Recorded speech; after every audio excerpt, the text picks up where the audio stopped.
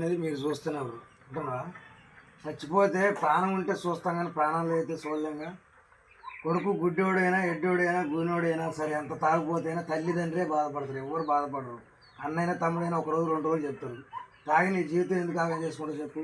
అదే నీ తల్లిదండ్రులు ఎంత బాధపడతారు, నా కొడుకు ఇట్టయింది అదేందని అంటున్నా. చిన్నప్పుడు కాంచి సాది పెంచి పెళ్లి చేసి చేస్తే ఇట్లా తాగి నీ జీవితాన్ని ఆగం చేసుకుంటాడు. నీ పాన కంటే ఎక్కువ కాదుగా.